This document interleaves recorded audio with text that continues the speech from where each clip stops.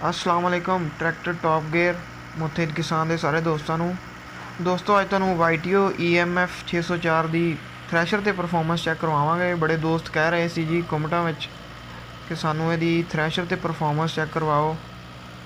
ये देखो जी तुहाडे सामने चल रहा जी YTO EMF 604 थ्रैशर ते ये असी 540 चक्कर ही चलाया जी। दोस्त कह भी 1000 चक्कर से भी टेस्ट कराओ, सानूं 1000 चक्कर से भी ये चलूगा, लेकिन जोड़े हैवी लोड होंगे उन्होंने वास्ते घट चक्कर ही ज़्यादा बेस्ट होंगे है। इस करके असी इनू 540 चक्कर से चलाया होया तकरीबन 1800 की रेस से। तो तुहानूं मीटर भी यदा चैक करवाने बाद चो तकरीबन सुबह का ही चल रहा है। टंपरेचर गेज भी दिखावे की कर रहा ट्रैक्टर। ये YTO का 60 HP का ट्रैक्टर है 4 सिलेंडर के विच।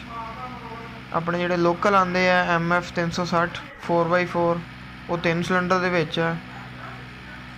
तो ये देखो जी, ये बगैर टर्बो तो 60 HP का ट्रैक्टर है। उस नालों सस्ता भी है ये, वो तकरीबन 1 लाख रुपये महंगा वा। तो उस नालों जदीद टेक्नोलॉजी का ट्रैक्टर है। देखो माशाल्लाह बहुत अच्छी परफॉर्मेंस आ इस ट्रैक्टर दियाँ। होर भी परफॉर्मेंस वाली वीडियो तुसीं साडे चैनल ते देख सकते हो।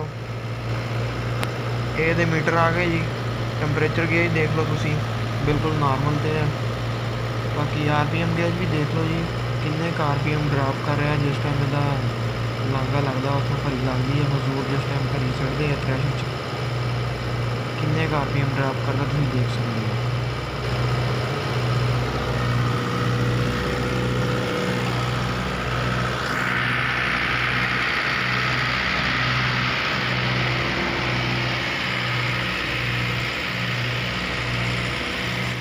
स्मोक बिल्कुल नहीं विखा रहा ट्रैक्टर जी, यानी कि धुआं वगैरह बिल्कुल नहीं मार रहा।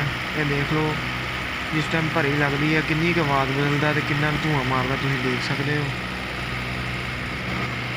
बाकी लोग ज़्यादातर फील्ड में लाते हैं जी थ्रैशर से, क्योंकि उसकी परफॉर्मेंस अच्छी होंगी है मैसी के ट्रैक्टरों नालों।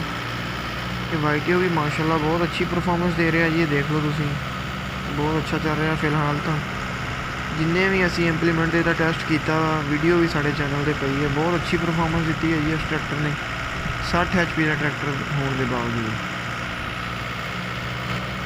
अगर कोई दोस्त साड़ियाँ पुरानियाँ वीडियो देखना चाहे तो साढ़े चैनल पर मौजूद आ, आपे देख के फैसला कर सकते हो तुसीं। ट्रैक्टर जिन्ना का हैगा जिन्नी योगा बहुत अच्छी परफॉर्मेंस दिंदा जी ये।